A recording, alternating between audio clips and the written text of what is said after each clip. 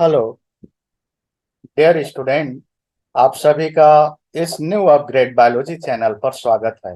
जैसा कि आप जानते हैं, आजकल ज़्यादातर विद्यार्थियों का एक ही कॉमन प्रॉब्लम होता है कि पढ़ाई में मन ही नहीं लगता है, या हम पढ़ते हैं तो कुछ चीज़ें याद नहीं होती हैं, और याद हो भी जाए ज़्यादा समय तक स्टोर नहीं हो पाती, जिसे हम उपयोग में नहीं ला सकते।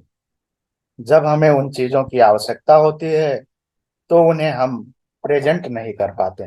तो इस समस्या का कारण क्या है?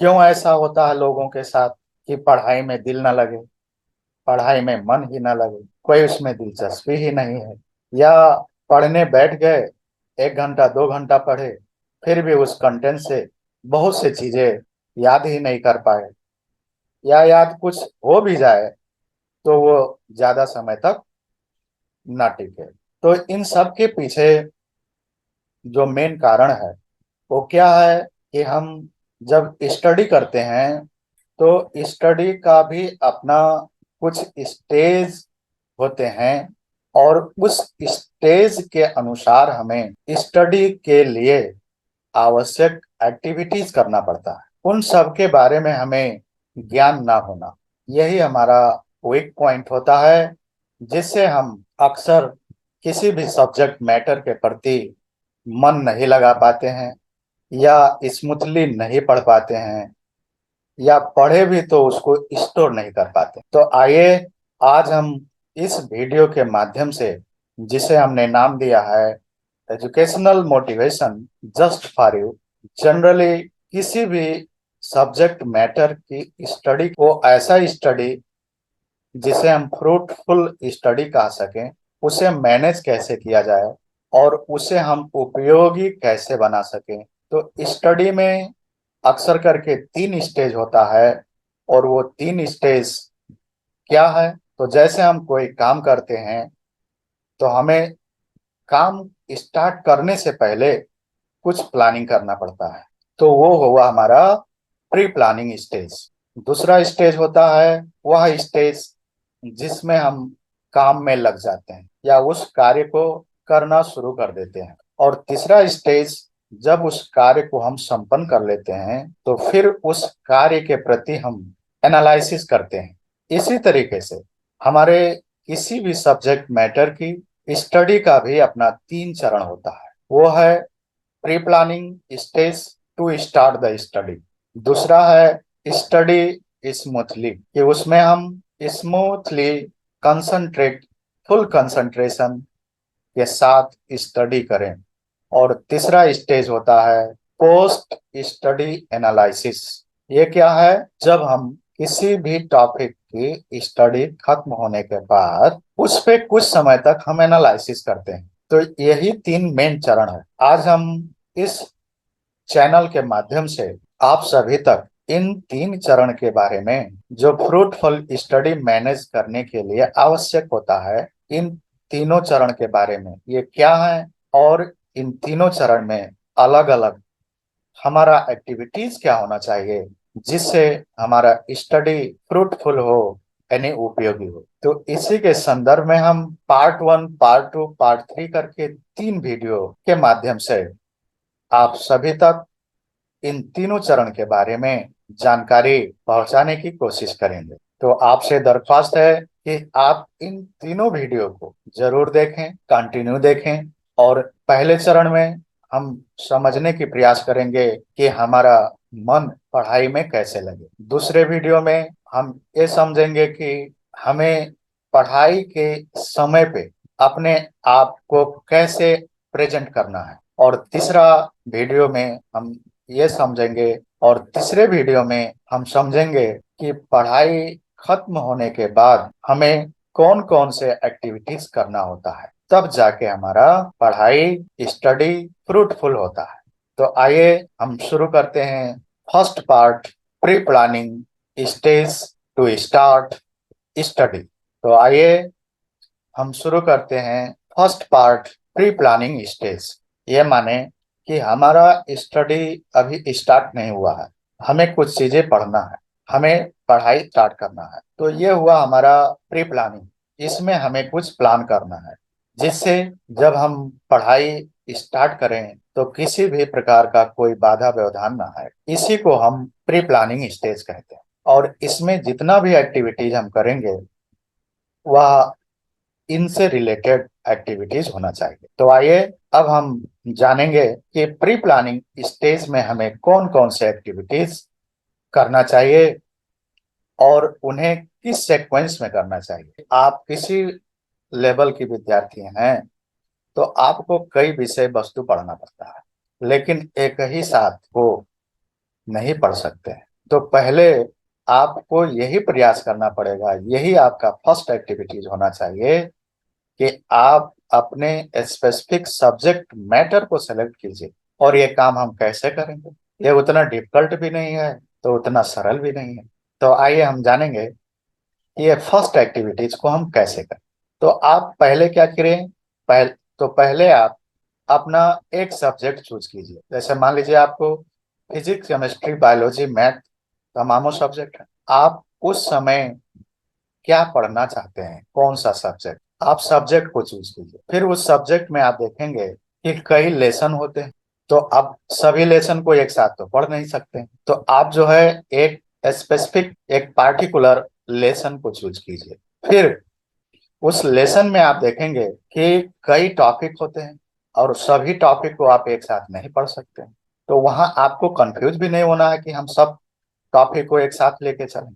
फिर उस टॉपिक के अंदर भी क्या होता है कि कुछ ऐसे टॉपिक होते हैं जिसमें सब टॉपिक बनाया जाता है और वो टॉपिक या सब टॉपिक ही आपका जो है मेन सब्जेक्ट मैटर होना चाहिए, जहां से आपको स्टार्ट करना, तभी जा करके आप एक फिक्स पॉइंट पे आए। वरना क्या होगा, आपने बायोलॉजी या फिजिक्स केमिस्ट्री का बुक उठाया, उसमें कमती में 500 600 1000 पेजेज हैं, उसमें कमती में 15 20 चैप्टर्स हैं। आप किस चैप्टर को पढ़ें, क्या करें? यदि ऐसा सोचने लगे तो आपका जो पढ़ने वाला टाइम है वो आपको सिलेक्शन में ही चला जाए।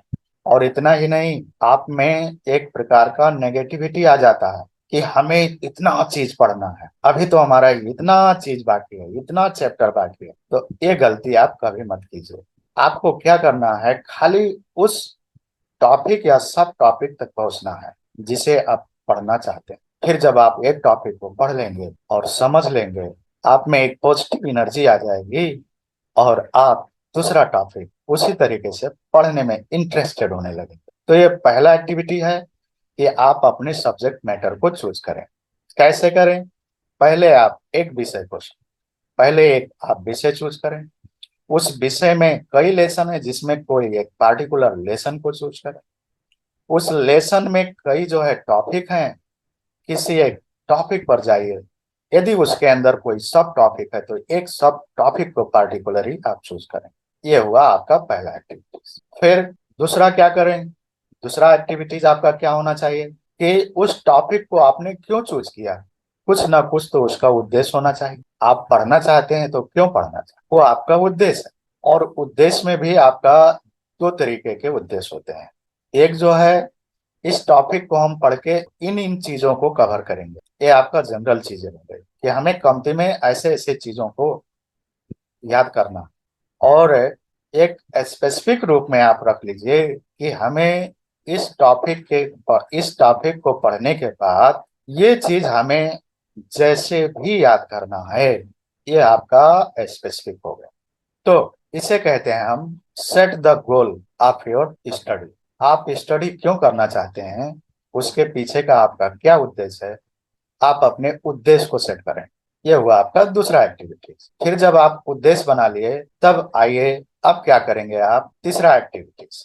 और तीसरा एक्टिविटी आपका क्या होना चाहिए, eliminate the factors of interference. जब हम कोई भी काम करते हैं तो उस जगह पे तमाम ऐसे फैक्टर होते हैं जो हमारे काम को डिस्टर्ब कर सकते हैं। उन फैक्टरों को हम क्या कहते हैं, उन सभी फैक्टर को हम द फैक्टर्स ऑफ इंटरफेरेंस कहते हैं, जो इंटरफेयर करते हैं। और उसी तरीके से हमारे पढ़ाई में भी होता है।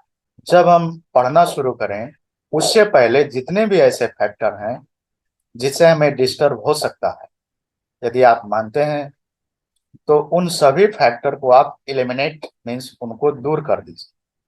जैसे मान लीजिए आपके पास मोबाइल फोन है, या आप टीवी के नजदीक हैं, या अन्य कोई ऐसे दोस्त साथी भाई हैं, या किसी का मैसेज आने वाला है, इन सभी फैक्टरों को आप क्या कीजिए, इन सभी फैक्टर को आप एलिमिनेट दूर कर दीजिए, उन्हें निकाल फेंकिए। केवल आपको दिखाई पड़े तो वो क्या होना चाहिए, आपका सब्जेक्ट मैटर और उसका उद्देश्य, उसे पढ़ने की उद्देश्य। तो ये आपका एक मेजर एक्टिविटी है। जब तक आप उन डिस्टर्बिंग फैक्टर को एलिमिनेट नहीं करेंगे तो आप किसी ना किसी एंगल से जरूर डिस्टर्ब हो जाएंगे, और जब आप डिस्टर्ब होंगे तो आपका स्टडी वो फ्रूटफुल नहीं हो पाएगा। इस कारण जब भी आप इस प्री प्लानिंग स्टेज में एक्टिविटी करें तो इस चीज को ध्यान रखें कि हम पढ़ने जा रहे हैं, और उसमें इन में से कौन कौन सी चीजें डिस्टर्ब कर सकती हैं, उन्हें आप दूर कर दीजिए। इसे हम कहते हैं eliminate the factor of interference. Next next activity क्या करें, तो सेट द मटेरियल रिक्वायर्स। जैसे आप खाना बनाना चाहते हैं बाई चांस, तो उसके लिए मटेरियल्स की आवश्यकता पड़ती है, और जब अच्छा मटेरियल होगा तभी आपका खाना अच्छा बनेगा। ठीक उसी तरीके से आप पढ़ने जा रहे हैं तो उसके लिए कौन कौन से वस्तु आवश्यक हैं, उनका आप सही ढंग से चुनाव करें और उनको व्यवस्थित कर लें, ताकि बीच में आप 10 मिनट 20 मिनट 25 मिनट 1 घंटा आधा घंटा पढ़ना चाहते हैं, तो उस बीच में उन